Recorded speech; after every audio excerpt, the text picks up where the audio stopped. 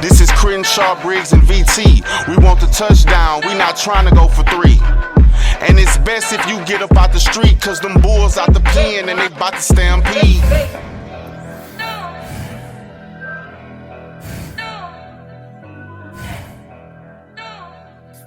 Welcome to the Texans Fan Battle Podcast. I'm one of your hosts, Matthew Briggs.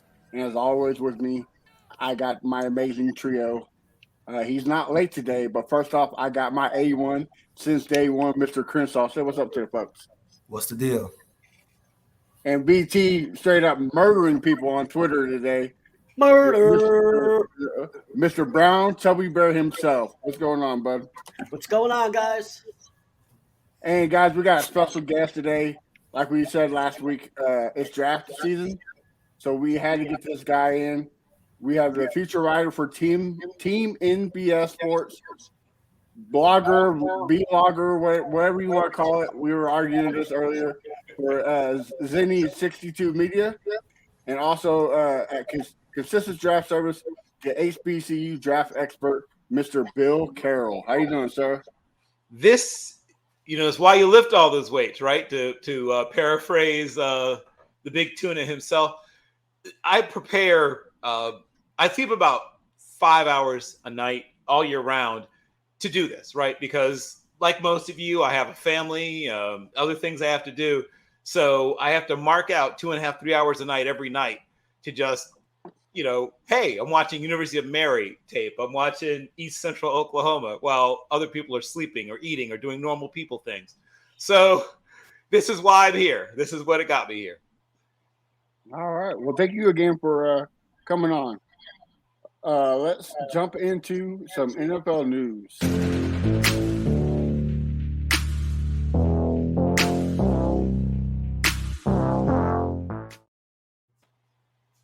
All right, guys. Well, like the video said, lead story. Seems like Mac Jones is being shocked by the New England Patriots. Bill, I'll start with you. What's your thoughts on this? So, Michael McCorkle-Jones, noted child model, and of course, currently an NFL quarterback, is a player who I used to say, whenever someone says, "Oh, prove to me white privilege exists," to be like, "Aha, gotcha." But to be perfectly serious, and I'm at least half joking, he's a guy that has constantly sort of had things be almost perfect around him, right? And all of a sudden, things are not perfect around him for the first time. To his credit, he actually came out as a rookie and played fairly well, right? I think 22 touchdowns, I think 13 interceptions, 51 total QBR as a rookie. And didn't look like it was too big for him. Didn't play great, but didn't look like it was too big for him. And also to his credit, he managed to mostly not go off on people when they went all amateur hour in terms of, the offensive coordination. Well, they didn't have one, right? They decided we don't need an offensive coordinator. Okay, sure. But as I said before, the Patriots are not like other teams. In case you didn't know this already, exhibit number 1,487, that the Patriots are not like other teams. They decided to sort of turn in a group project. I don't know if you guys ever had to turn in a group project. That's what they did. Who needs an offensive coordinator? We'll just turn in a group project. The problem with a group project, just like when you were in college, is that one person takes it seriously, but the rest kind of snooze. Right. And it showed, right? It showed in the way that offense looked. It showed in the way that offense played, and it affected Michael McCorkle-Jones. But to his credit, he didn't complain. He didn't whine. When Bailey Zappi was out there for 2 games, you saw a little more life in the offense, but that's partially because Zappi is I'll just say it, a more interesting player to watch. He will try some things that Michael McCorkle-Jones won't. That's not always a good thing because he threw a bunch of interceptions in one of those games he played. But you could see him trying things. You could see him seeing things differently. Michael McCorkle-Jones is a guy that's like, oh, mesh is right there. Here's 6 free yards. Oh, angle route to the running back. There's 8 free yards. He knows you won't go broke picking up change. Bailey Zappi's wired a little differently. He doesn't have much of an arm, which makes it all the more exciting when he decides to push the ball down the field. He's like, you have a friend who's a big guy, like maybe 305, 306, but he thinks he's the world's greatest dancer. And so he's at a wedding, he's at a function, and he decides he's going for it. He busts out all his best moves. And when it works, people are like, wow, look at that big guy go. And then when it doesn't, woo, hospital. So that's what you get when a guy like Bailey Zappi says, I want to attack down the field.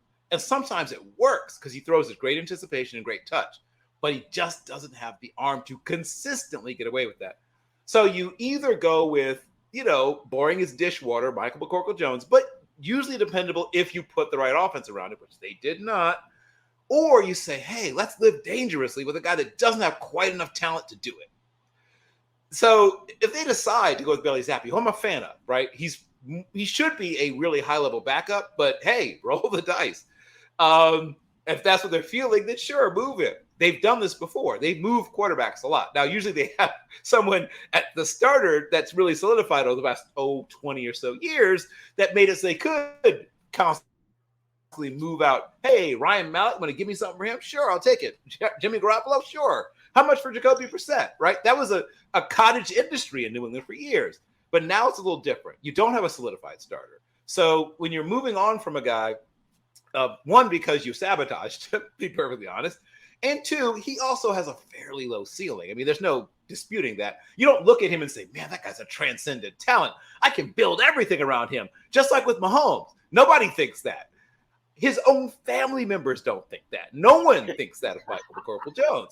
So I can understand not being enchanted, not being in love with him. But you can be in right?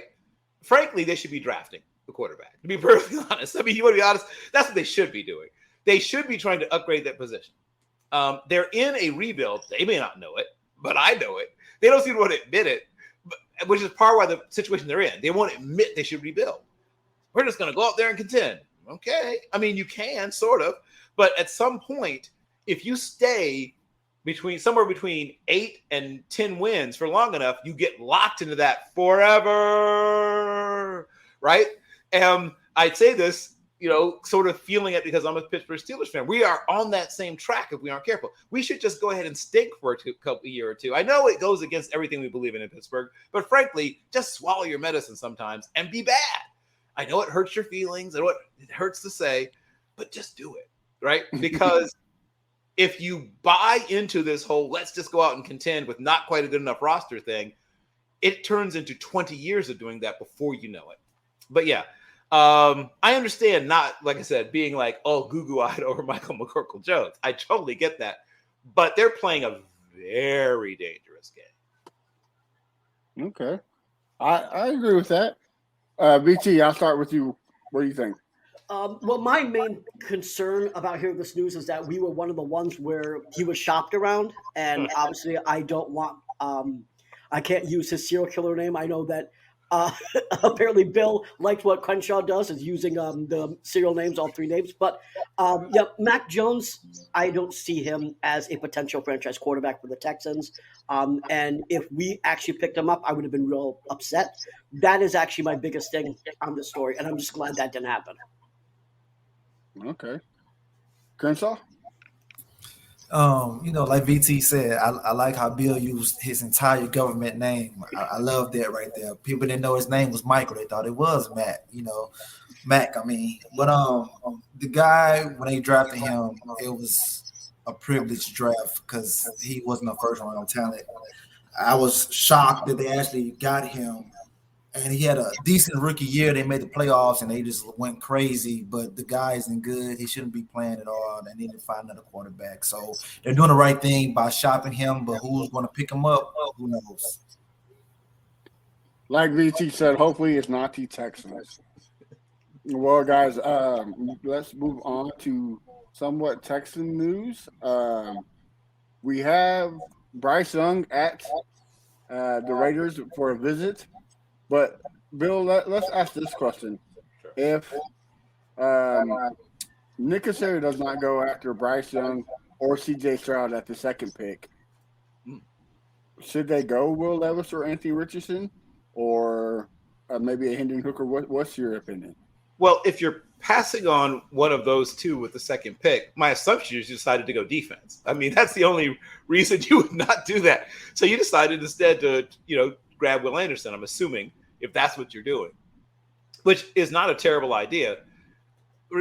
I mean, I'm old, so I remember the all the furor around the Reggie Bush, Mario Williams days. You guys may not be old enough to remember that, but I was at that draft, and that was all the buzz. Will they take Mario Williams? Will they take Reggie Bush? And both guys ended up being slightly less than everyone thought. But certainly the odds-on favorite early on in the draft process, and even really up until the last couple of days prior to the draft, was still Reggie Bush, right? Because, I mean, he's a sexy pick. He's smart. He's funny. He has a 1,000-watt smile. He's going to get a gazillion endorsements. He's going to fill the stadium. While Mario Williams was a really good football player, but casual fans were just discovering his name during the draft process, right? If you're not a person that pays attention, like who's his name? What's it? Right? So he's not as sexy. He's not as interesting. He's not going to pack out the stadium the same way. People aren't going to be running around with their Mario Williams jerseys quite the same way. You're not going to see a bunch of hot women saying like, "Oh, Mario Williams," right? It's just not quite the same kind of excitement. So it was an unpopular selection. And Mario Williams actually had a very solid career as, once again, I don't know if you guys were following the team in those days. That's a solid career. Not spectacular, but solid. And then Bush had a couple of really good years, but was mostly injury prone, and also not used in such a way that he really got to show what he could do. If he was used more like the way Christian McCaffrey's being used, he would have had a different career arc. But he was born just a few years too early before people said, "Oh, let's split out." You saw Marshall Faulk do it, but that was the list pretty much, right? Like, oh yeah, we're gonna let Marshall Faulk run wide receiver routes. Reggie Bush can run wide receiver routes, and did it all the way back to Helix High School, where of course Alex Smith was his quarterback, right? But they ran wing T, so they weren't running him. They weren't throwing balls to him a lot, but when they did, it often was deep, right? They would, run that little waggle thing, and then boom, you think it's going to be it's play action waggle out. And then and on the backside, Reggie Bush takes off, and he ran past people in college. Imagine in high school, right? Nobody's within 20 yards of Reggie Bush. Alex Smith is like, "Oh, okay, boom, touchdown." But Reggie Bush was treated as a conventional running back. At first, he was a third down back, with sharing the load with Deuce McAllister, and the only time he really was like the main guy was 1 year in Detroit, right, where he got the bulk of the carries. He was a guy that shared the load most of his career and only had a couple of really productive seasons. And Mario Williams had, I'd say, 3 or 4 really productive seasons, was above average in the rest of his career. But I think there's 2 definite long-term stars at quarterback in this draft class, and they're the top 2 guys. And then to me, the other guys are no more a sure thing than Jake Haener is. I mean, I think that you could put all the others in a bag and just kind of shake that bag up and reach inside. The most talented of them is Richardson, but he's also the one that scares me the most. It's the classic thing: super high ceiling, super low floor. How risk averse are you? Are you willing to realize, oh my God, he's a more athletic black Jake Locker? Are you okay with that if that ends up happening? Because he's a guy that can do everything at times. At times, his footwork has been like a trip to the circus at times, right? And just like a trip to the circus, at times it's fun and exciting and everybody's all woo cheering. And also there's a time you have to clean up after the elephants. You get both of those things when you're watching Anthony Richardson. You both get cleaning up after the elephants, and you also get like a high wire act, beautifully executed. He does throw at times with touch and anticipation, but he also stares it down at times. He doesn't progress quickly enough through his progressions. He will definitely take risks that he should not take and throw some, oh my God, what were you doing, interceptions. At times, linebackers are invisible to him. If you know how to deep drop your linebackers and they have good hands, you might have a linebacker lead the league in interceptions against him. I mean, there's some things he's got to work on. To his credit, he's working on them. He's aware of them. He's got a good sense of his weaknesses. Was there literally swapping paint with Stacey Dales, trying to get in position to talk to him at the combine at the podium. And somebody asked him about his strengths, weaknesses. He broke himself down actually very accurately. Some guys act like they don't have weaknesses. I give him credit. He said, I rush, right? He actually nailed it. He talked about how, my feet are too close together. He nailed it. Like, he really did a good job breaking himself down. But those things are not as easy to fix as people think. Oh, yeah, he'll just get some NFL coaching and boom, bang, alakazam. It's not that simple, people. He's played one way since he was probably 8 or 9 years old. You don't just wave your magic wand that all goes away. Will Levis is kind of the same thing, but less, right? A little less talented, not quite as broken in terms of his mechanics, but another guy who will literally just drill a defender in the chest a couple of times a year where you go like, what the? I mean, literally, it's like, huh. And the thing that kills you is there's a receiver running free on that same play, right? And so, like, wide open, just naked, as we say in football parlance. But you instead decided to just try to drill it in to the underneath, dig to the tight end, which was double covered, huh? That's bold strategy, Cotton. I don't think it'll work out for him. So you've got to break those guys down and build them up. Like, that's a project. Hendon Hooker is a guy that would have probably been in the fight for the second quarterback off the board, if not for the injury. Allen, since we know full names here, Allen is actually his first name, just like his father. Allen Hooker was a terrific quarterback. I got to watch his father at NC-A&T. Unfortunately, his father was a black quarterback before that was cool. But now we get to see, just like with Kyler Murray's dad, right? Kevin Murray, the same deal. Black at the wrong time. But Allen Hendon Hooker is a guy that plays in admittedly a simplified offense, right? I'm not one read. People say one read. That's not true. But they do dictate the read, right? They try to make it so that you have a high-low, and you can take either one. Or you'll have, like I said, they run mesh a lot. They run a lot of, like, Y-sail. They run a lot of spot routes where you should have someone either breaking free over your face or you can work to the second read. So it's not a one read. People say that one read. No, there's no such thing as one read offense. But reads are dictated, right? It's this or that. It's binary is really what it is. But he does it well. He operates it at a very high level. And frankly, nobody's running, like the Elway offense that he ran at Stanford in 1983. Like, nobody's doing that. Nobody is. So don't give me this person's offense. Now look at them all. They're all simplified, frankly, for what they were 30, 40 years ago. But his, because of the tempo, they are very up-tempo. They stay in the same formations, so they can go so fast. So he hasn't had to work through some of the things that NFL quarterback has to work through. But he's very similar, actually, to Stroud, just in a even more simplified offense. But they're similar guys, physically similar. But one is younger, right? Stroud is significantly younger by over 2 years, so that makes a big difference.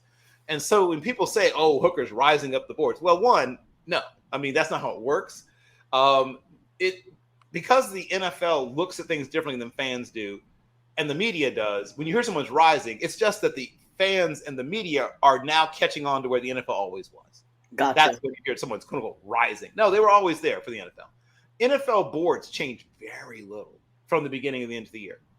The only things that really make big changes: one, significant injury. That's when a guy will legitimately slide. Serious off-field stuff. That's when a guy will legitimately move.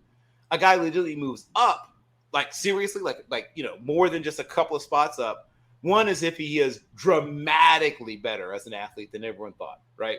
If he's not a little better, I mean dramatically better. And even then it's not, 50 spots. It's 11, 12, 13, 14, maybe 16, 17 spots you might move.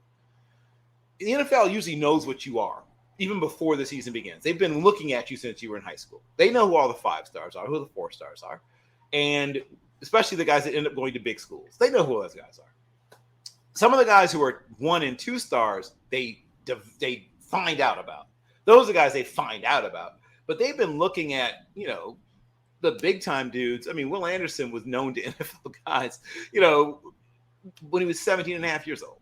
So those guys are on the radar, as they say. Yep. And you stay there until you do something to move yourself up or down, right? You start here, and that's where you will stay unless you move yourself up or down. So the whole thing about rocketing up boards, it's a cool thing to say. It's not a reality. It's not how things actually work in the real NFL world.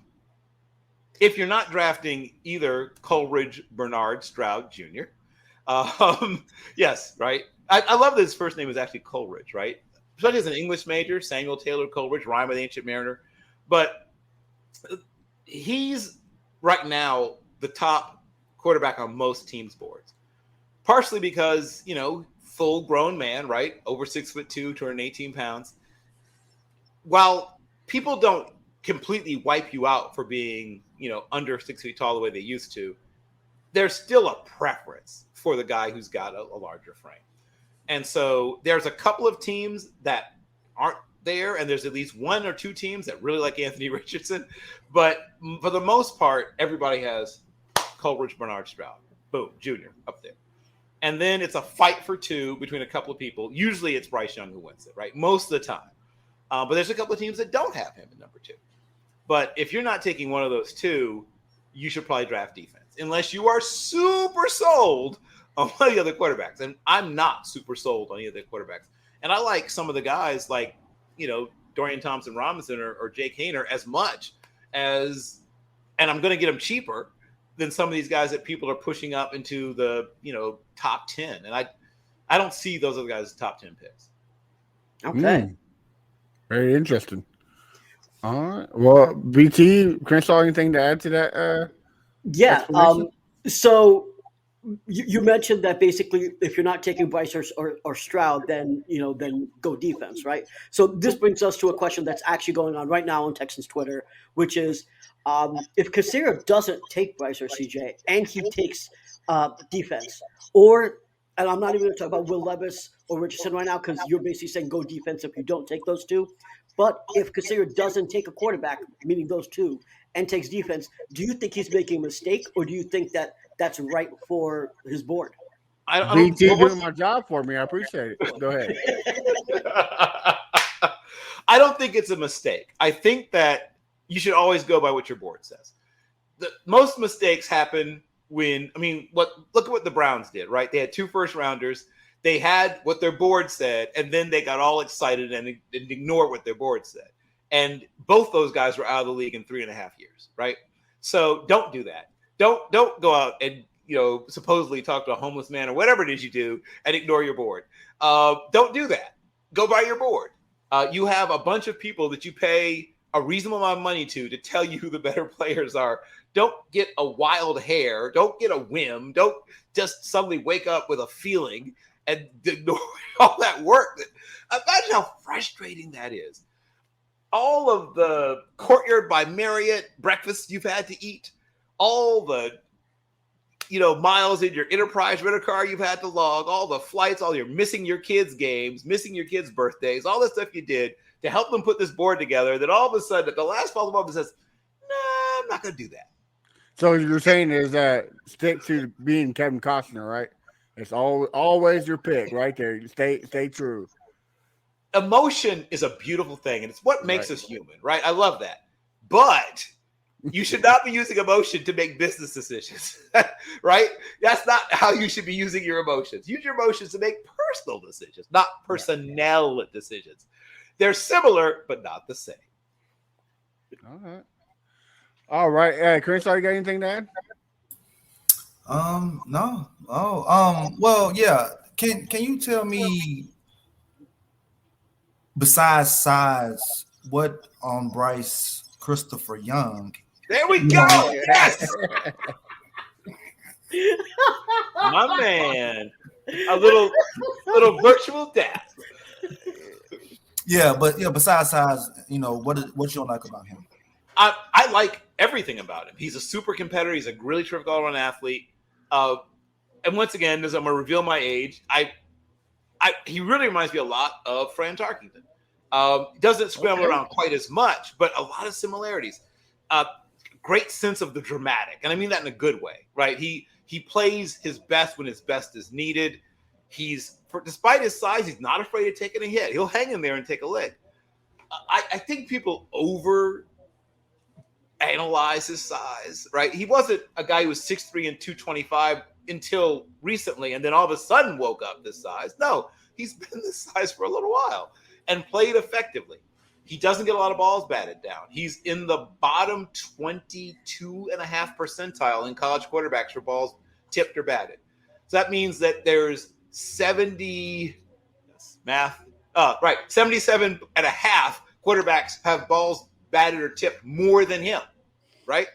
So he knows, think about it. Shorter quarterbacks are good at what? Finding a passing lane. Why? Because they have to be good at it. Right. There was a year where the starter who led the entire NFL, now this, I apologize if this name brings you pain, but there was a guy who was literally 6'7" and managed to lead the league in batted balls. His name was Brock Osweiler.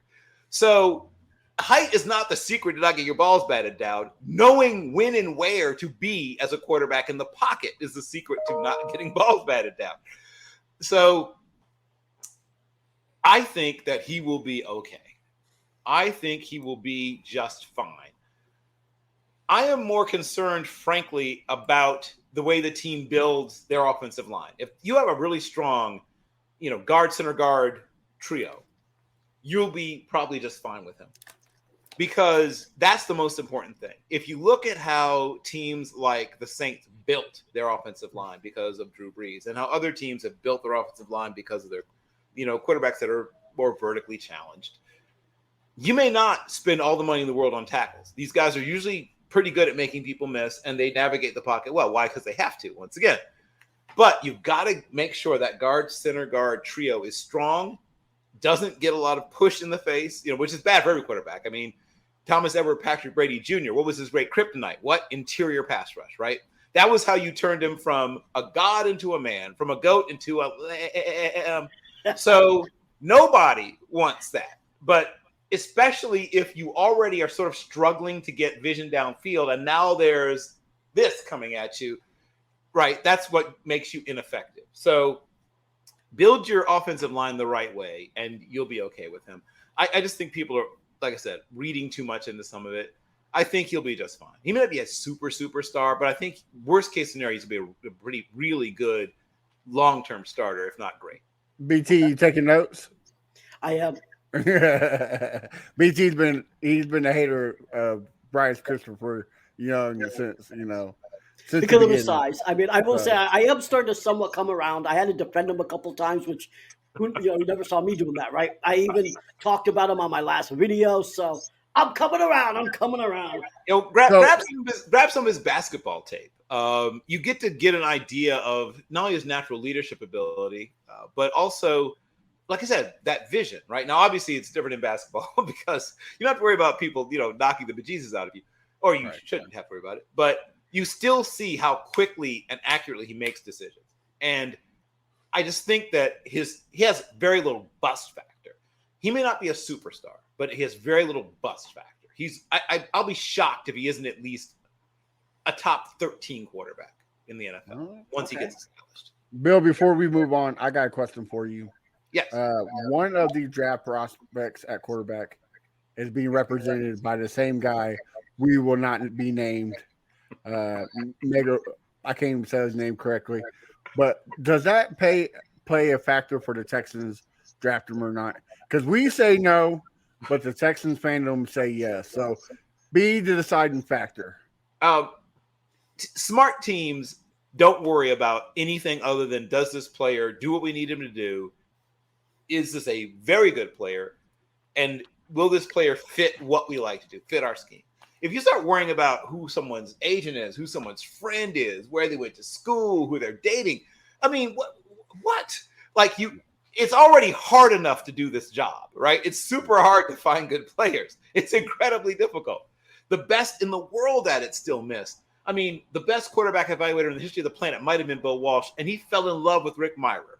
So it's hard to evaluate players. So when you say, there's this extraneous stuff that's nothing to do with how someone plays on the field and how tall they are, how strong they are, whatever, there's things that do matter, right? But when outside of a person's actual character, outside of their talent, outside of their production and their playing, anything else is just that. I mean, it's just noise. Just do the stuff that you have to. It's hard enough to do the stuff you actually have to do to evaluate players. Don't bring in extra stuff. Why make your job harder? All right. Well, let's move on to the NFL draft. The reason why we are here. The Houston Texans select. All right, we're we're on the clock, and we're gonna turn the pick, and we're gonna make you a Houston Texan.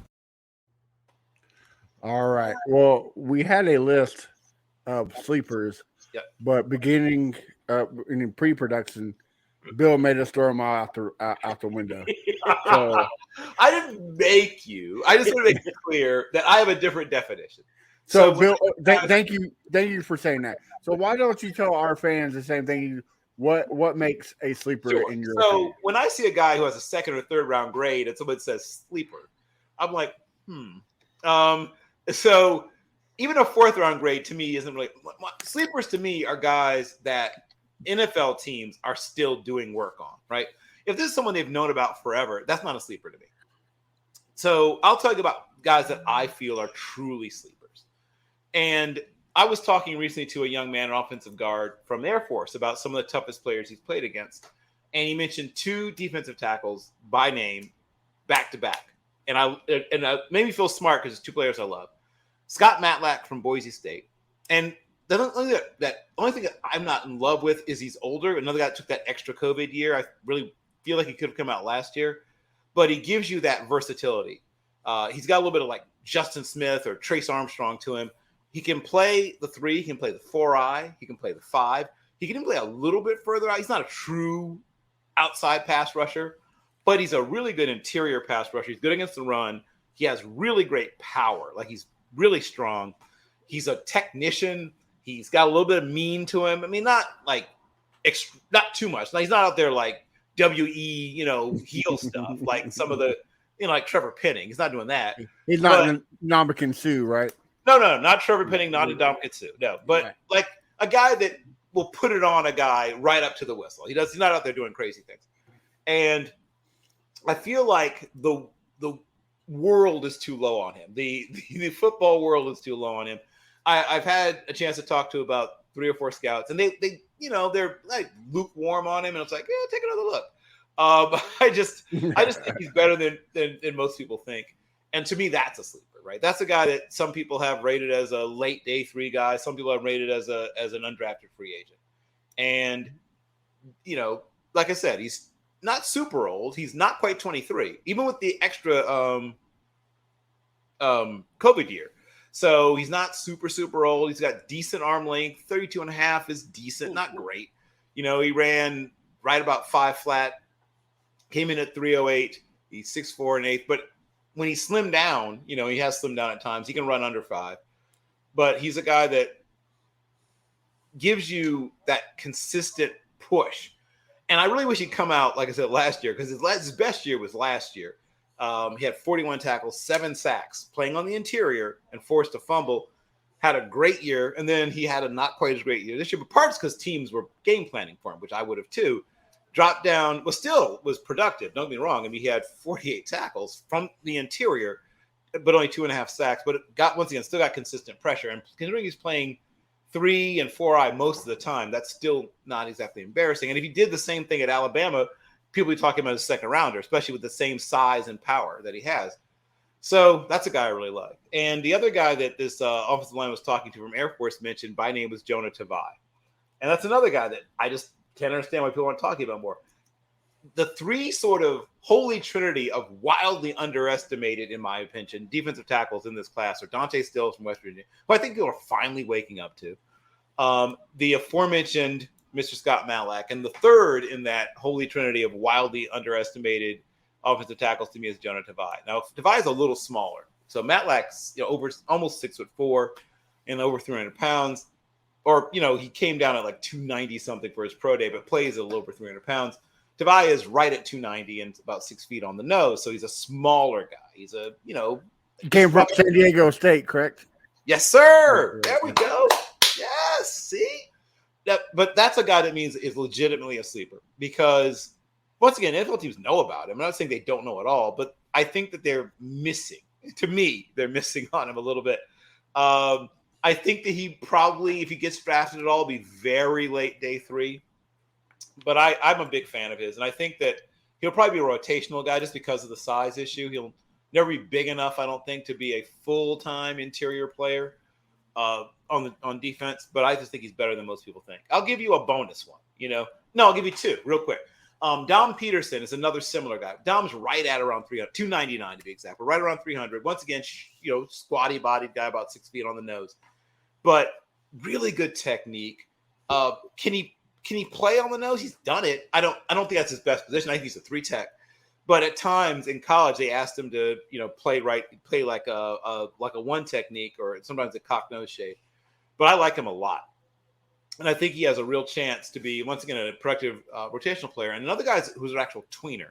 He's played some outside and some inside, is Tyler Lacey from Oklahoma State. Once again, this is my idea of a sleeper, because most people see him in the 250s. And I would consider him, I'm not talking about super early, but into the 5th, early 6th, I would consider him. I think he's going to make a team and then be a pleasant surprise. He only came in the upper 270s. He's played heavier than that, but once again, he slimmed down to run. But he can play at probably as high as the low 290s, and he's legitimately just under 6'4", I think 6'3" and 7/8. He's got long arms, and he's got big hands, and so that helps. I mean, 33 and a quarter-inch arms and big, giant hands, 10 and 7/8, right? That's almost 11-inch hands. So that's like 2 people's hands, or 2, smaller hands. But he's a big guy, ran right around 5'1". But I think he's probably capable of running better than that. Not that matters that much for the position he plays. But he's a guy that is going to give you some scheme versatility. He can play basically all up and down the line. You could ask him to slim down and maybe try to make him. I wouldn't do that, because I don't think he's ever going to be quite twitchy and bendy enough to be a real outside pass rusher. But he is a guy that if you play like those radar defenses, once again, the Patriots, right? You play those amoebas, those radars, where you just want guys to kind of walk around, move around. He's perfect for that. When you talk about Don Peters, you talk about the one that played some edge at Nevada, correct? Well, I mean, he's 6 feet and 299, so I wouldn't say. I mean, they moved him around the line a little bit. He moved. That's what I'm saying. He moved. He moved around a little bit. He played some 5 tech. He did play some 5 tech. Yeah. Look at you knowing football. I like it. You might think he has a football podcast or something, I mean, I my favorite thing I love the season. Don't get me wrong. I love to play on the field, but when it comes to draft, that's my favorite part of the whole. Yes, sir. Whole year. I love it. Yep. So, well, Bill, let me ask you a question before I send it to these guys. What is your perfect fit for the Texans throughout the whole draft? Throw some of those sleepers in there if you can. Okay, so we're talking about late. You're talking about late, like day 3 guys? Yeah, because obviously first, second, and third, and possibly fourth is going to be quarterback, receiver, edge, center. Yep. So tell us what at day 3, who, if you're the Houston Texans, who are you going after? Yeah, so that's RDs. This is why I do this. If he should fall into the 5th round, if there's 2 tackles I'm a huge fan of, and I think worst case scenario, I mean literally the worst case scenario, these guys are going to be, swing tackles, but I see either of them could someday develop into starters. One is Earl Bostic Jr. from Kansas. And I think word has gotten out on him a little bit. Like when I was talking about him a couple of months ago, people were like, now I'm getting a little more traction there. I think once again, the NFL has always been higher in him than, draft Twitter or just fans have been. So word's getting out on him. That's the first thing. So if he's there, say at pick, I would take him as high as 104. But if somehow he makes it to you at pick 161, run. If you jump over people if you have to, but get him if he's there. Then at pick 188, there's so many players I like in this class. I'm assuming, you guys can use everything, so that makes it a little bit easier. Kick us while we're down, Bill. Kick us while we're down. You know what I mean? That makes it exciting, right? Because you don't have to say, I have to pick this. No, pick good players. You can just, close your eyes and throw a dart on the board. Just pick good football players, right? If you just do that, just pick good football players. So I will say that if indeed you find your way here, if you're okay with him being a smaller tight end, and he is a smaller tight end, he's like a mini tight end. I think he came in at 6'1" and 7/8 and 241, but a freak athlete, 39-inch vert.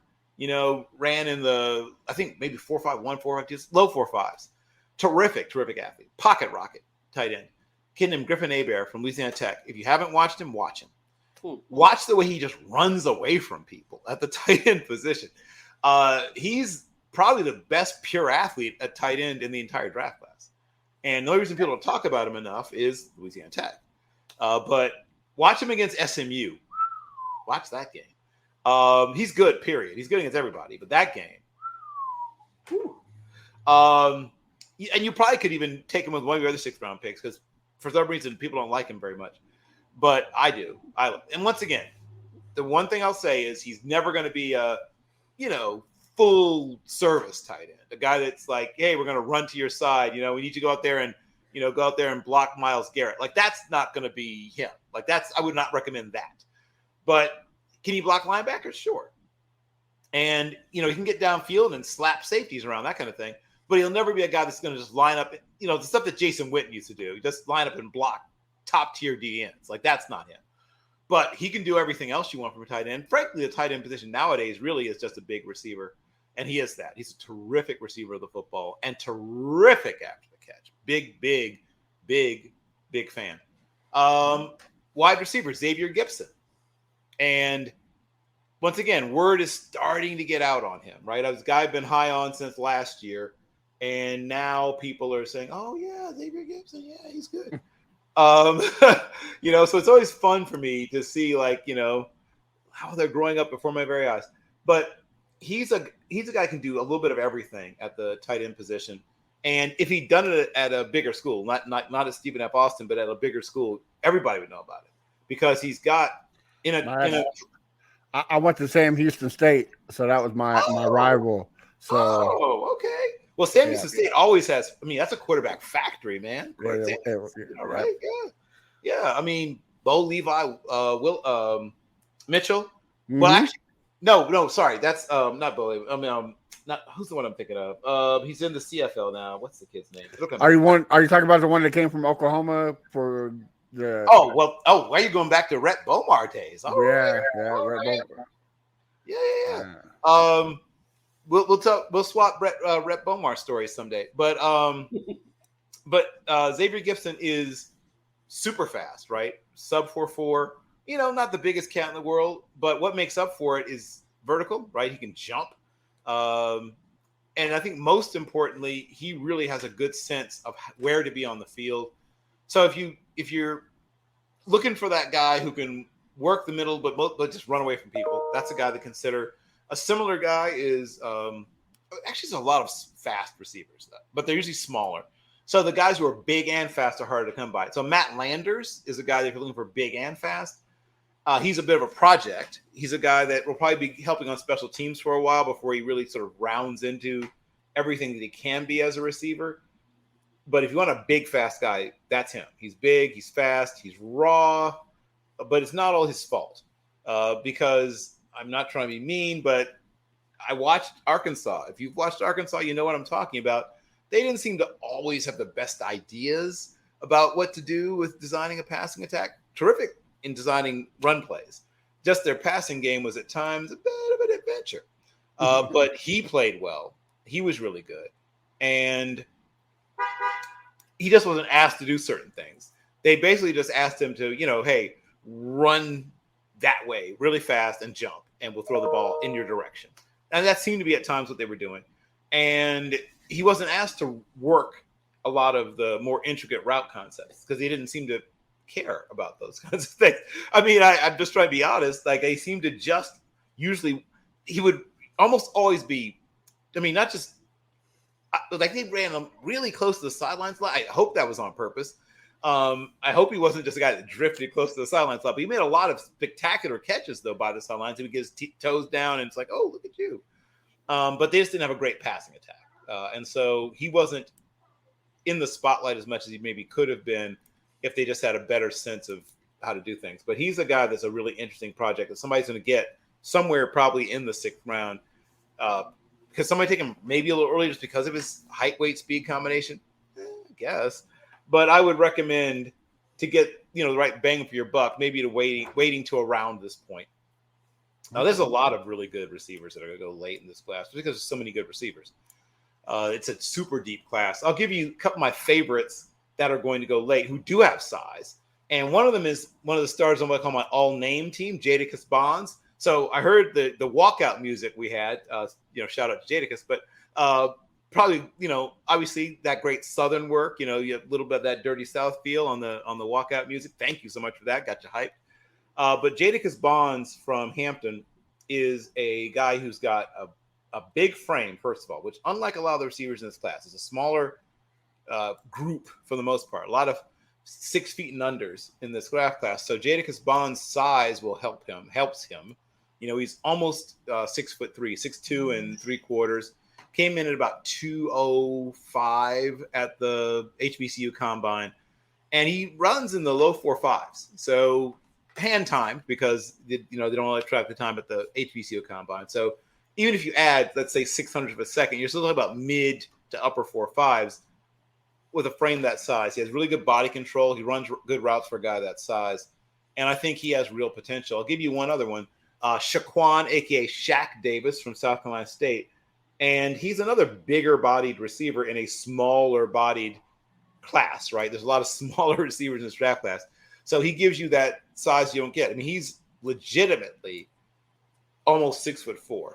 Almost 6'5". Sorry, he's over 6'4". He's about 6'4" and a half, 6'4" and 5/8. Came in at 217 pounds at the HBCU combine. Not quite as fast as Jadakiss. He ran in the low 4.6s, hand timed. So even when you add, once again, some extra time to it, you're probably talking about 4.65-ish, somewhere in that 4.61 to 4.65 range. Once you add in, what it would have been in electronic time. But once again, he's a possession receiver and a jump ball guy, and he's terrific at those two things. So he's a guy who can give you that red zone menace. I'm going to jump back over the defense. I really like the safeties and corners in this draft class. I think it's a super deep, especially super, super deep corner class. There's going to be starting corners that people are going to find in the 5th, 6th, 7th round. I'm going to give you a guy that can probably play maybe even 2 or 3 different positions on the back end of the defense. A kid named Bentley Sanders from Nevada. And I spotted him, thank you, Dom Peterson, scouting Dom Peterson. And I noticed, man, who's this tough little corner they got? He can play in the slot, maybe even free safety in a pinch, but he's like a made-to-order boundary corner. And he's a good tackler, and he's tough, and he's strong.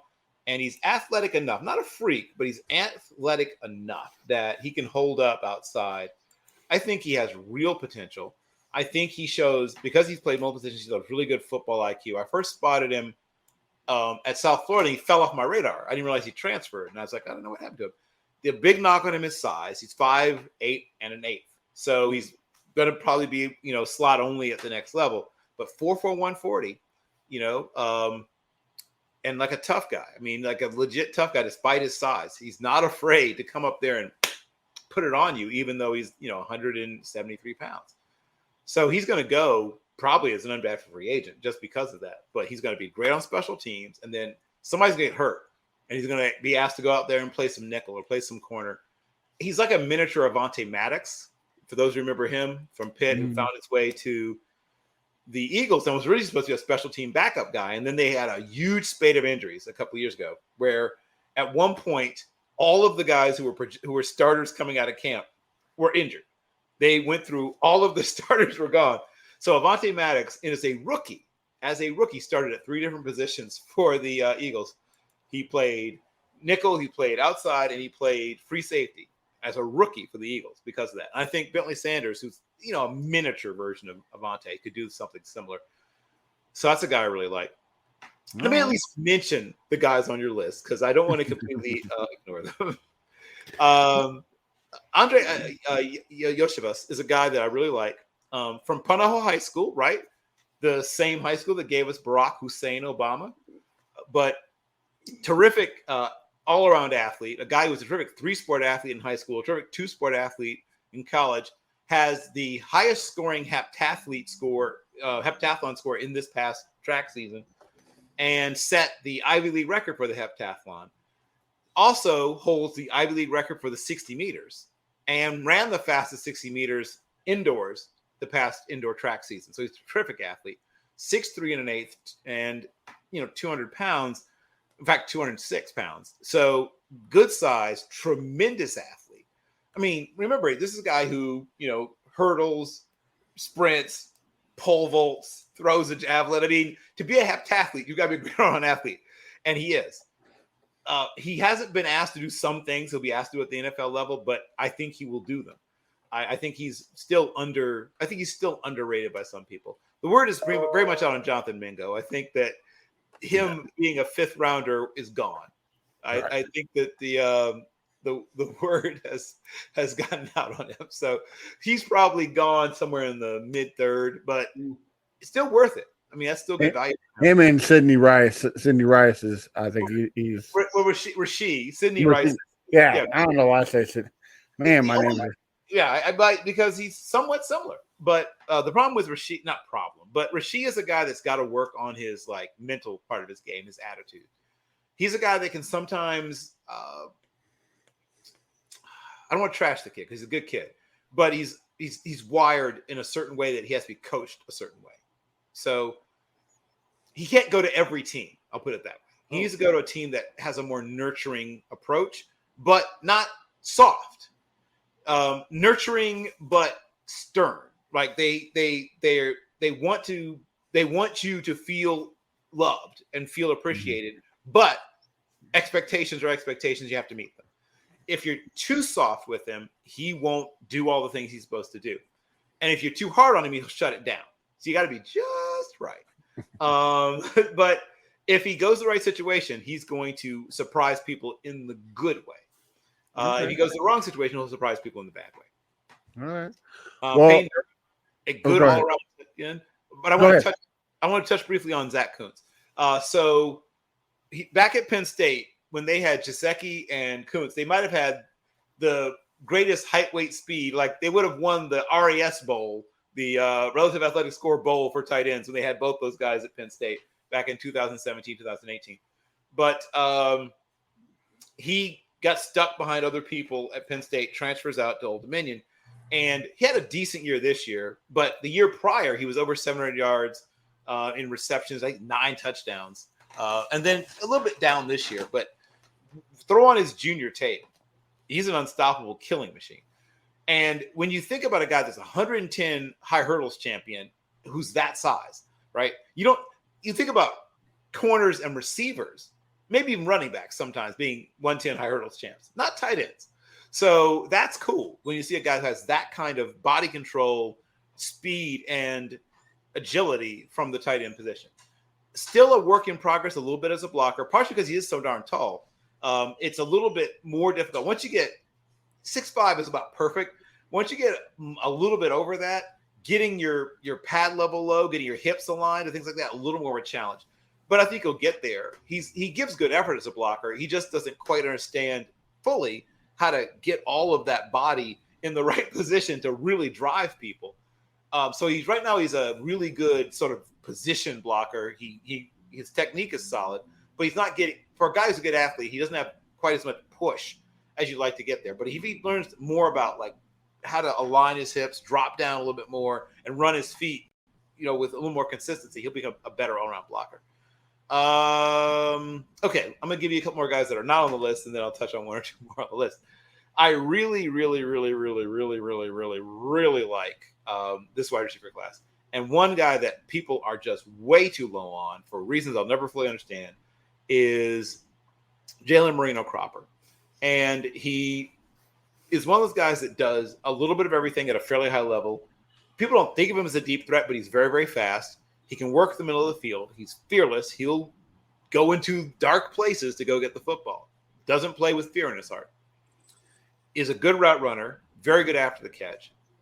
Not huge, but not small. I mean, he's probably right around average. I think he came in at 188 or 189. He plays it a little heavier, but once again, like other guys, he drops 6-7 pounds, try to run faster. And he did. He ran fast. So I just feel like if you are looking for a a wide receiver that you can get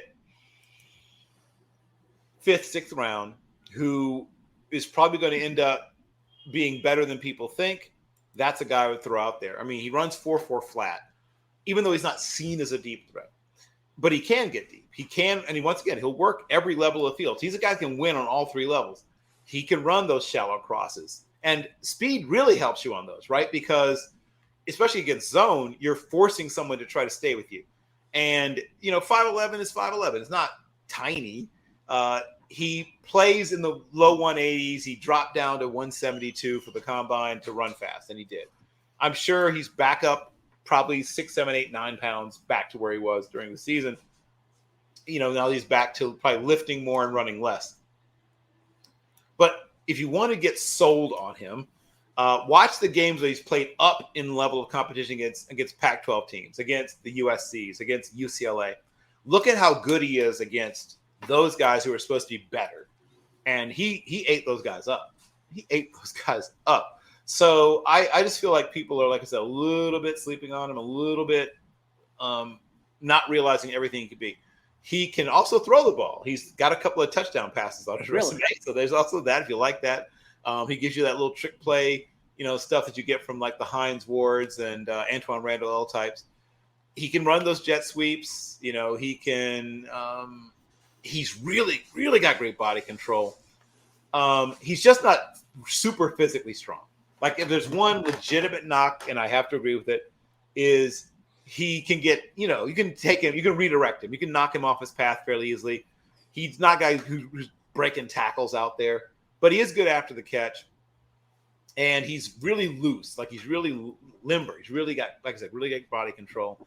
I'd like to see him get stronger. I'd like to see him work better against press, which is his main nemesis now. I'd like to see him work back to the football a little bit more on some routes.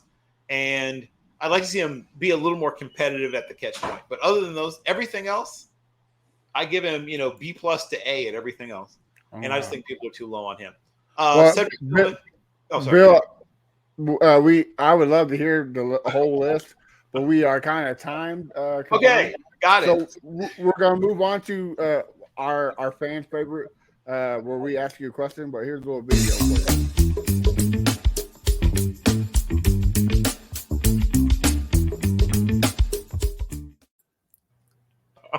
Right. I'll let Mr. BT start off with the question. Okay. So I think for Briggs and Crenshaw, this might be the first time that they're really talking to you. But I've talked to you before, and I call you an encyclopedia worth of knowledge. And what I want to know is how did you get to where you are, where you literally, in my opinion, if I throw out a name, you know them, and you know everything about them. So how did you get that way? So in addition to sacrificing hours of sleep, which may not be good for you, so don't do it. Don't do it, kids. Get all your rest, drink your milk, eat your vegetables. It doesn't have to be dairy milk, it can be oat milk, soy milk, whatever it works. But when I was a fairly small child, the game of football grabbed me. I saw my first football game at the age of 3, in fact, my 3rd birthday. My father was broke. He was a graduate student at the time, which equals broke. And it's like, what am I going to do? Right. So he takes me to a football game. I'm luckily a September baby, so easy. Takes me to a game. He's like, well, we'll see how long he wants to stay. If he decides he gets too fidgety, we'll go home. I sat through the entire game, mesmerized. And I still remember parts of the game. So it was NC State versus University of North Carolina. And Don McCauley, who played about 8 years in the league with mostly the Colts, and had 1 year with the Jets. Don't quote me on that. He finished with somebody else. His last year was with another team. But spent about 8 years with the Colts and was one of the first really great third down receiving backs in the NFL at the time. But he went wild on NC State for about 228 or something yards. At that time, it was the single game record, which has since been broken in Carolina. And that was it. Like, I was locked. Football, and me. By the time I was about 7 or 8 years old, I was taking notes on games. Just for what reason, I do not know. And then I played a little bit poorly. And by the time I got to high school, I realized, like, I'm not going to be able to play this game at a high level. Like, that's not going to work out for the kid. My best sport was wrestling, which nobody cares about, at least not where I grew up. Like, if I grew up in Iowa, I guess it would have been cooler. But I grew up in Virginia, where wrestling was like something you did if you weren't either too get ready for another sport, or because that's the sport you're good at. For me, unfortunately, wrestling was the sport I was good at, but I played poorly. And then I even decided, I hadn't gotten the hint from being bad in high school, I decided to try to walk on in college. And but I have a statistic. I have a blocked punt from a very, very rainy game against the Shaw Bears, Shaw University in North Carolina. I blocked a punt. That is my statistic. Was L3 on kickoff coverage. I was not good enough, but I was out there trying to do it because my intense love for this game. But even years before that, during my early teens, I started writing to NFL teams. This is pre-internet, so there's no email. So I would write letters. I didn't mention my name. I would just say who I am, what I do. I'm interested in learning more about your organization, blah, blah. But most of them would send back form letters like, keep cheering, little buckaroo, or whatever, that kind of thing. But I got one handwritten letter back from the late, great Bill Nunn, who finally made the Hall of Fame, who was a part-time employee of the Pittsburgh Steelers on and off for decades. And he was, by training, a newspaper man. His father was the founder of the Pittsburgh Courier, which at one point was the most circulated paper in the United States, because Black people in Los Angeles would read the Pittsburgh Courier. It was distributed nationally, not by being shipped or sent by plane, but by sleeping car porters on the trains that were more prevalent in the 20s, 30s in the 20s, 30s, and 40s in the United States. And so sleeping car porters would pick it up in Pittsburgh and distribute it all over the country. So the Pittsburgh Courier had a West Coast bureau. Years before USA Today was a national newspaper, the Pittsburgh Courier was. And he worked for his father as a sports editor. He had played football in high school, but was a basketball player when he was in college at West Virginia State University, which at that time was an HBCU. It now is actually a majority white institution, but at the time it was majority Black. And one of his teammates was a man named Joseph Gilliam, who was the father of Jefferson Street Joe Gilliam, who later played for the Steelers. But Joe Gilliam was a great defensive coordinator for Tennessee State University, which is then called Tennessee A&I University, under the late great John Merritt, who's one of the greatest great coaches, period. But he really was great at finding defensive talent, like people like Too Tall Jones and many others. But I became obsessed with the game. I wrote this letter to him, and he actually wrote back, right, an actual handwritten letter, which, God, please, my mother hasn't thrown away. My mother doesn't always ask, I should have taken all my stuff when I left home many years ago, joined the Army, but I didn't take all my stuff. So sometimes I'll ask about something, it's like, I threw that away years ago. No! But hopefully somewhere hidden away in my mother's house is that letter, that very kind letter that Bill Nunn wrote to me. And he talked about what matters and what doesn't matter in his approach and what he thinks about in generalities. Like, he didn't give away all the secret sauce, but in generalities, why he doesn't care about some things, why he cares more about other things. And that fueled the fire. So by the time I was in my mid-teens, I was writing for a newspaper. And it was a weekly, it was no big deal. It was a small weekly newspaper in my hometown called The Answer newspaper that a man named James Mims ran. And I wrote for them until I got to college. I wrote some for my school newspaper. And I started trying to figure out ways to be around the game when it was very abundantly clear I wasn't good enough to play it. And everybody says, I want to be an NFL scout. Well, that's easy to say. It's very hard to do. But by the time the early 90s rolled around, I ended up going to graduate school, secured a graduate assistantship at University of Illinois at the time when a man named John Makovic was the head coach, who'd been an NFL coach. And so his claim to fame at Illinois was he was the one that was able to lure Jeff George away from Purdue. Fred Akers, the coach at Purdue, who, once again, is a man with a name known in Texas, right? But at Purdue, he tried to change, right? He tried to open his offense up to try to keep Jeff George. Well, it wasn't open enough, apparently. So Jeff George decided to, take his eligibility and make his way to us down in Champaign-Urbana. And he had 2 really great seasons there. And Makovic really worked a lot with him. And I didn't realize how hard it was to coach Jeff George. So I saw pro coaches try to do it. So hats off to John Makovic, who managed to mostly get the best out of Jeff George. But while I was there, I got to work under one of the great defensive minds I've ever known, a man named Lou Tepper. And Lou Tepper wrote several really good books about defensive football, including one called The Complete Linebacker. If you want to read one of the great books about linebacker play, read Lou Tepper's The Complete Linebacker. Man, that guy knows linebackers. And he produced several of them that played in the NFL, including guys like Derek Brownlow, Simeon Rice, safety named Henry Jones, who played about 7 or so years in the NFL. A couple of the guys on that team that made the league. Who am I forgetting? I'm forgetting someone I shouldn't be forgetting. But Kevin Hardy, and Kevin Hardy came off that particular team when I was there. We're all on the team, but then I had nowhere to go after that, right? The internet doesn't exist yet, so I just wrote stuff, and sometimes for various magazines, whatever, but sometimes just notebooks piled full of notes about RJ Soward, for whatever reason, all these stuff about Butler by Note, right? Just notebooks full of players. And, but then the internet luckily comes around, right? So I don't have to just have notebooks full of players. I start hopping on the old BBSs, right? The old bulletin board services, arguing with young Todd McShay and whatever other people about various things. And eventually I find my way to Consensus Draft Services, which was founded by a man named Steve Martin. And he ran it for several years. And he eventually went to another venture and bequeathed it to me, for lack of a better putting it. We had a website, www.cdsdraft.com, for several years from about 1997, 6, 5, somewhere around there, until about 2012-ish, 11, whatever, something like that. Yeah, about 2012. 2012, we had we were one of the we had an early mock draft simulator.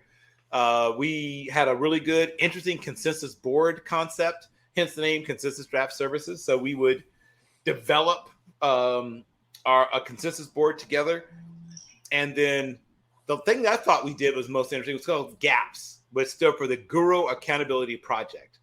And so what we used to do was keep tabs on all the quote-unquote draft gurus, right? Including Kuiper, John McClain, Palmer Hughes, Jerry Jones, not the Jerry Jones you're thinking, but the guy that used to put out the drugstore list, who was a Claremont, Ohio pharmacist, well, later retired pharmacist. That was called the drugstore list because he was a guy that ran a drugstore. Howard Balzer, the late great Joel Buxbaum, all the, and we would keep track of like, here's what they said, and then years later we go back and say who's actually the most accurate, who's the most effective. We almost always ended up going with Buxbaum. He usually won, or wherever you would put it, until unfortunately he passed away. But we just looked at the accuracy basically of what they said about players and how it played out versus how the players actually performed in their NFL careers. That was one thing I was most proud of. And then the thing I started there, that was actually one of my pet projects that I still kind of do on the side, is called the All Underappreciated Team. We did the first one in, what year was it? Chris Gokong was in the draft. Whatever year it was that Chris Gokong came out of Cal Poly San Luis Obispo, was the first year we did it. And it was a first, second, third, and an honorable mention of players that we thought were the most sort of slept on players. So a player could play their way off the team by being embraced basically by the consensus. So a guy might start out the year on the preseason all underappreciated team. By the end of the year, when everybody's like, oh, this guy's amazing, it's like, okay, we are off, right?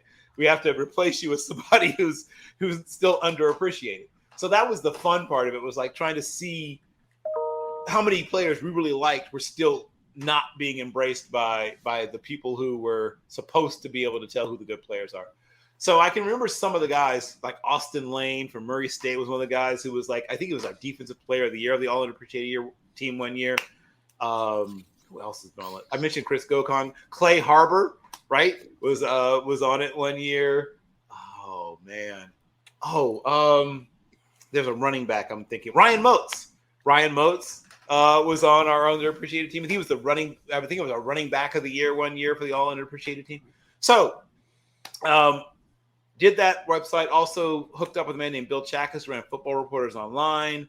Later wrote for a e-zine of the NFL Players Association called Pro Player Insider. I'm leaving people out. There was something called Fan IQ, which is this really, really cool sports site that got bought out and killed by Facebook because Facebook kills everything it touches. But it was a fantastic website, and we were all excited initially when we thought we were going to be acquired, and we can now get paid, whatever. But Facebook killed it. But it was a really cool site. I met some cool people. I'm still friends with some of them, so I'm not too upset about it. But it could have been so much cooler, so much better. I ran a little draft community back. Once again, another thing that got killed by corporate negligence. There used to be something called Yahoo 360 back in the day, and it was this, I thought, brilliant thing because it was somewhere between Twitter and Facebook. It wasn't quite as like grandma weird-ish as Facebook could sometimes be. Your grandma wasn't really going to be on Yahoo 360. And it wasn't quite as like polarizing. And plus, this is back in the the original character limit, so you didn't have these. You could write more long form stuff on Yahoo 360. I felt like it was easy to make it visual and fun and whatever. So it was better than MySpace, more and easier to use, at least in my opinion, than MySpace. It let you do more long form stuff than Twitter, and it was not quite as like you might run into your grandma. Like on Facebook. So I thought it was going to be this great thing. I put a lot of work into it, and then they shut it down because Yahoo also kills everything it touches. So I mean, there's a really good documentary somebody made about Yahoo, and it's like, you guys are the worst. Like, they made some of the most astoundingly poor business decisions in the history of history. Yahoo could be literally the biggest thing going, and they've blown it at every turn. But that's a whole other show. Getting to what you're saying about how I got to be me. So I was a tape grinder, or whatever term we used, for a long time, and then I started looking more and more at how to be better and more efficient. So I got deeper and deeper into looking also at the numbers, particularly production analytics. Physical stuff is good too. I mean, and I look at RAS, but RAS is what's called a gumbo metric. It throws everything in the pot. So because of that, it gets skewed sometimes. A guy can be fantastic across the board, and that's one really bad thing, and it drops him, or the other way around. Guy's kind of meh, and then he has incredibly long arms, or has a 45-inch vertical, and now he looks like he's good across the board, right? Because it doesn't disaggregate. It throws everything in the pot.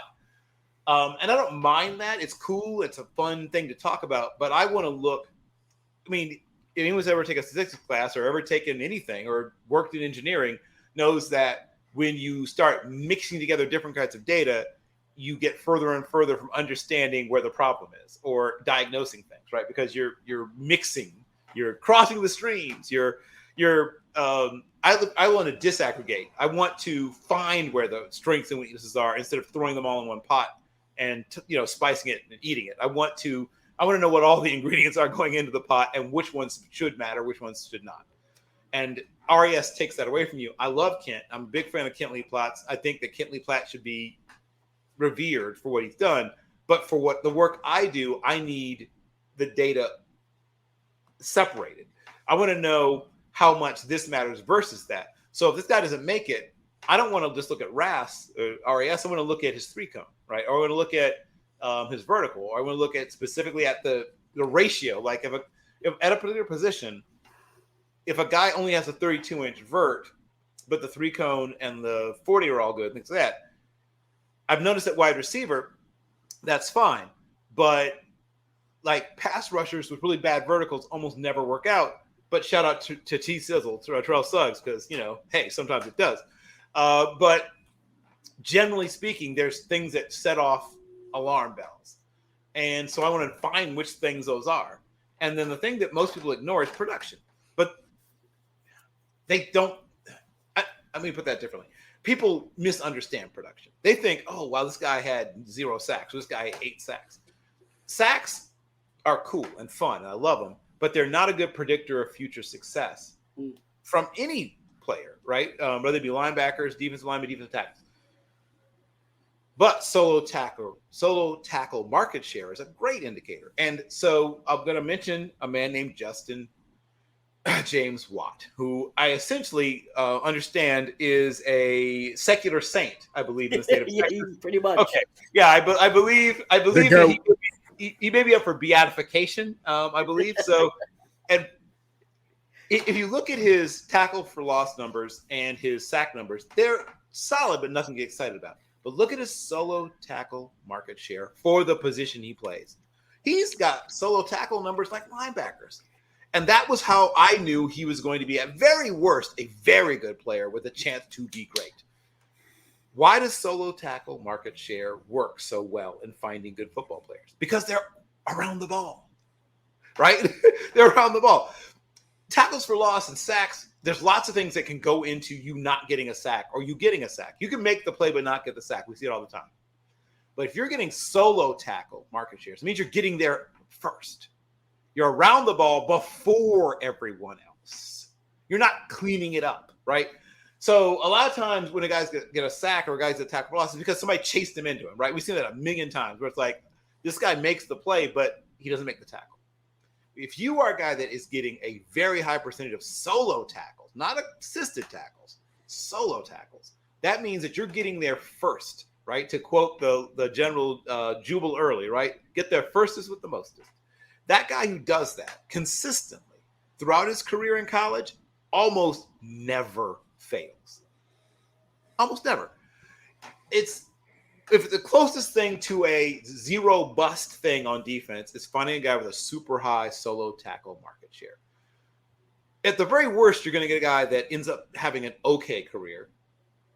I'll tell you another guy that's one of my huge success stories for that particular metric is Malcolm Rodriguez, who I fell completely in love with last year and was desperately hoping that the Steelers would pick him. And I was so upset when he didn't get picked by them. But he went to the right place, though. He went to a team that really loves him and understands him and lets him be himself. And then as a bonus, he's a two-time state champion wrestler in a wrestling state, right? Oklahoma is a state where they take wrestling seriously, along with, Pennsylvania, Iowa, Arizona, a handful of others. If you win 2 state championships in a state like Oklahoma, you are a badass. Like, I don't know how else to put it. So you add that to his production, to his mindset, because one thing about wrestlers, and once again, I'm not just saying this because I was a wrestler, but in addition to understanding leverage, having great balance, and being incredibly well conditioned, you really, really, really have a good amount of mental toughness. Because wrestling sucks. I mean, it's 12 minutes. Like in practice, we wrestle, right? We'd wrestle for 12-minute drills. You're dying. Yeah. Dying. I mean, it's the worst feeling. There's nothing in football like it. I could play double overtime in football and not feel that kind of lactic acid builds up. 12 minutes of wrestling? Are you kidding me? It should be it should be literally like a crime, like a violation of the Geneva Convention. Wrestling coaches should be prosecuted. 12 minutes of wrestling?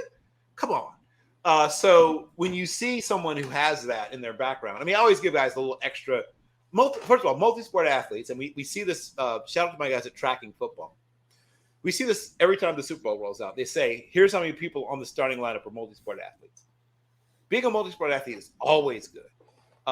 One is because versatility is great. It also reduces the chance of overuse injury.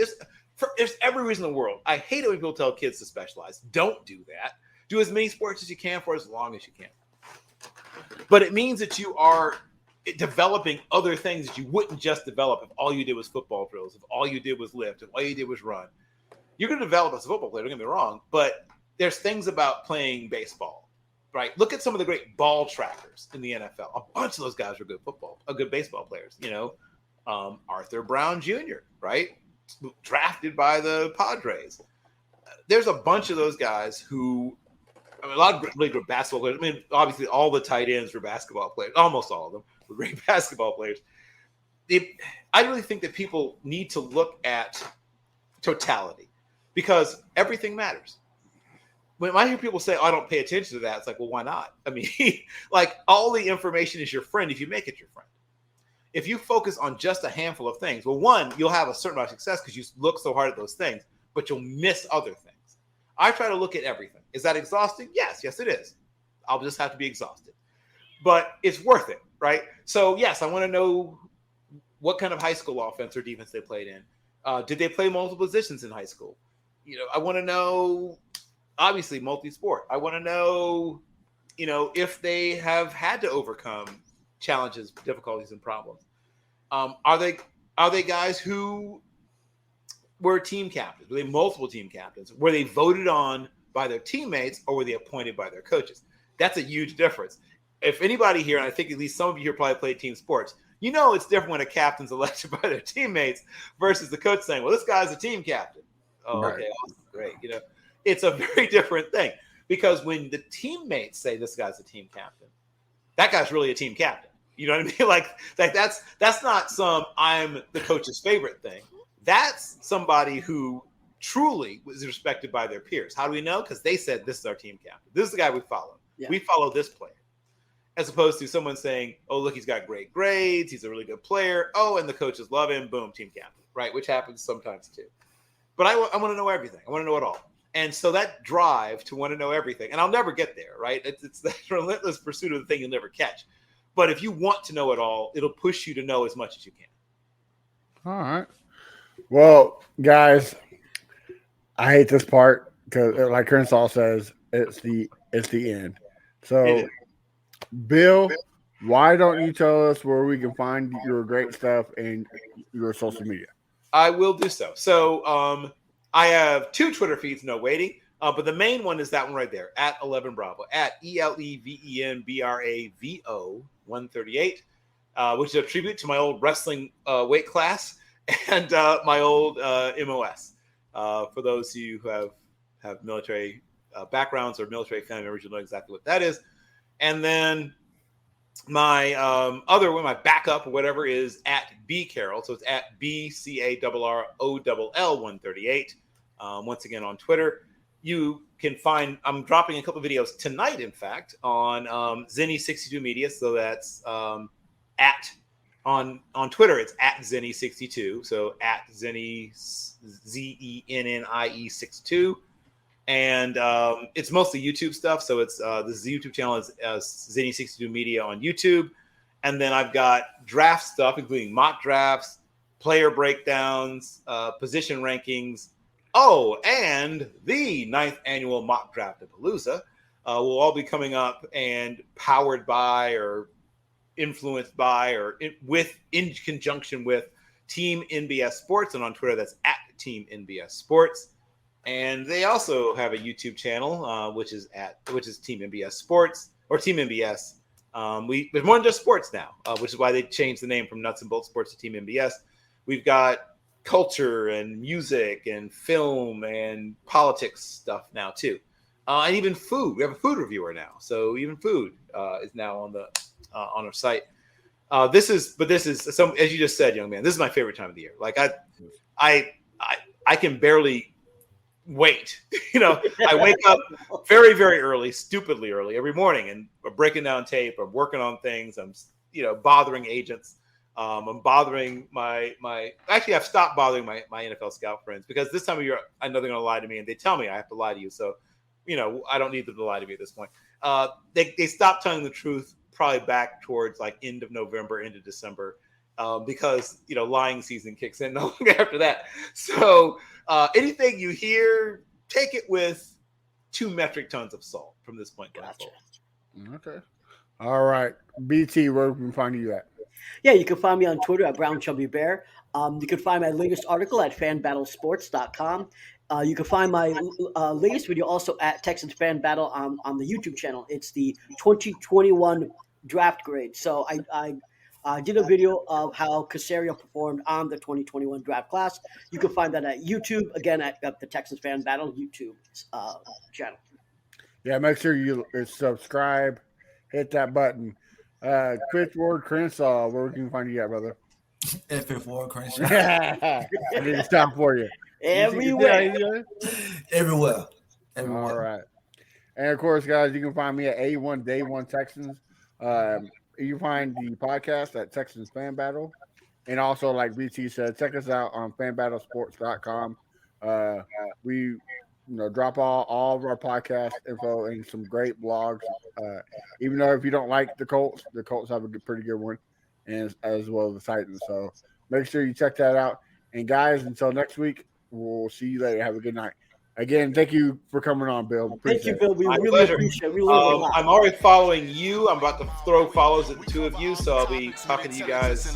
And if anyone's interested in being part of a live 7-round mock draft spread over 3 days, breaking down the X's and O's, our profession. No complaining, just training. You see the progression. They had a Pro Bowl for talk shows. We get selected. We gonna celebrate every win like a birthday. Ray J with the news, first with all the updates. Spin move on the competition, yeah, we juking them. You not really in touch if you not tuning in. This is Crenshaw, Briggs, and VT. We want the touchdown. We not trying to go for 3.